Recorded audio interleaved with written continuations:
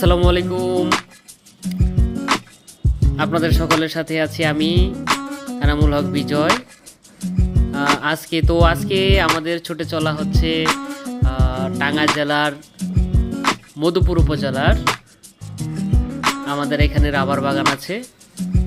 তো আমরা দেখতে পাচ্ছেন আমরা একটি বাইক নিয়ে আমরা তিনজন, আমার পিছনে একজন আর আমার সামনে একজন। তো সামনের জন আমার শ্বশুর আর পিছনের জন আমাদের সবুজ আমার ফ্রেন্ড। তো যাই হোক, আমরা রাবার বাগান দিয়ে যাচ্ছি, অনেক সুন্দর পরিবেশ দেখতে পাচ্ছেন।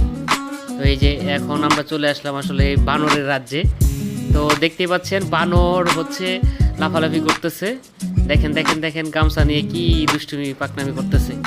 তো জাস্ট এই ভিডিওটা আসলে দিলাম, এই ভিডিওটা করলাম শুধুমাত্র আপনাদের দেখানোর জন্য।